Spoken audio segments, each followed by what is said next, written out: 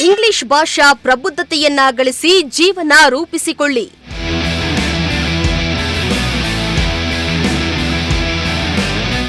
ಸರ್ಕಾರಿ ಶಾಲಾ ವಿದ್ಯಾರ್ಥಿಗಳಿಗೆ ಬಿಇಒ ರೇಣುಕಮ್ಮ ಸಲಹೆ.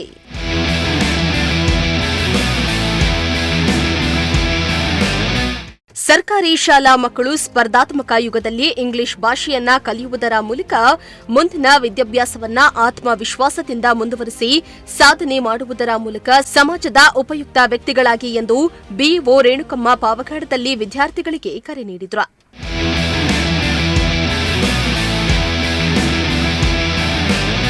ಇನ್ನು ಪಾವಗಡ ತಾಲೂಕಿನ ರಾಜವಂತಿಯಲ್ಲಿ ಹಮ್ಮಿಕೊಂಡಿದ್ದ ಇಂಗ್ಲಿಷ್ ಭಾಷಾ ದಿನಾಚರಣೆ ಕಾರ್ಯಕ್ರಮವನ್ನು ಉದ್ಘಾಟನೆ ಮಾಡಿ ಮಾತನಾಡಿದ ಅವರು, ಪ್ರಸ್ತುತ ವಿದ್ಯಮಾನಗಳಲ್ಲಿ ಆಂಗ್ಲ ಭಾಷೆ ಕಲಿಯುವ ಅಗತ್ಯತೆ ಇದೆ. ಹೀಗಾಗಿ ಪ್ರತಿಯೊಬ್ಬ ವಿದ್ಯಾರ್ಥಿಯೂ ಕೂಡ ಇಂಗ್ಲಿಷ್ ಭಾಷೆಯನ್ನ ಕಲಿಯಲೇಬೇಕು.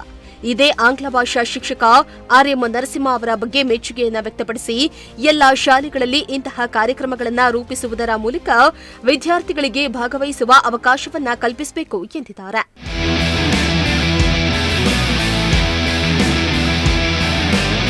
ಇನ್ನು English club convener R M Narasimha ಪ್ರಾಸ್ತಾವಿಕವಾಗಿ ಮಾತನಾಡುತ್ತಾ, ಆಂಗ್ಲ ಭಾಷೆ ಕಲಿಕೆ ಹೊಸ ಜಗತ್ತಿನ ಬಾಗಿಲುಗಳನ್ನು ತೆರೆಯಲು ಅವಕಾಶ ಕಲ್ಪಿಸುತ್ತೆ.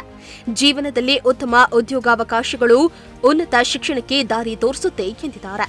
ಇನ್ನು ಈ ಕಾರ್ಯಕ್ರಮದಲ್ಲಿ ಶಾಲೆಯ ಎಲ್ಲಾ ವಿದ್ಯಾರ್ಥಿಗಳು ಅವರ ಆಸಕ್ತಿಕ ಚಟುವಟಿಕೆಗಳಲ್ಲಿ ಭಾಗವಹಿಸಿದ್ದಾರೆ ಎಂದಿದ್ದಾರೆ.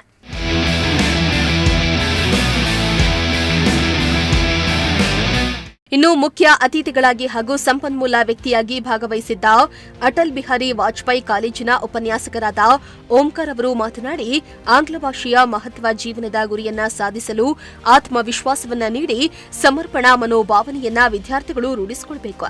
ಕಠಿಣ ಶ್ರಮ ವಹಿಸಿ ಸಾಧನೆ ಮಾಡಿ ಗುರುಗಳಿಗೆ, ಪೋಷಕರಿಗೆ ಕೀರ್ತಿ ತರಬೇಕೆಂದು ಕರೆ ನೀಡಿದರು.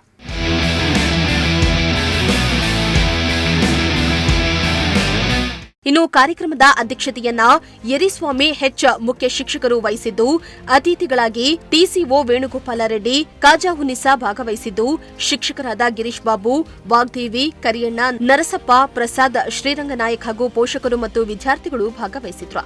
ವಿದ್ಯಾರ್ಥಿಗಳೇ ಸಂಪೂರ್ಣವಾಗಿ ಕಾರ್ಯಕ್ರಮವನ್ನ ನಡೆಸಿಕೊಟ್ರು. ವಿವಿಧ ಭಾಷಾ ಚಟುವಟಿಕೆಗಳಲ್ಲಿ ಪಾಲ್ಗೊಂಡಿದ್ರು. ಇಮ್ರಾನುಲ್ಲಾ, ಪ್ರಜಾಶಕ್ತಿ ಟಿವಿ, ಪಾವಗಡ.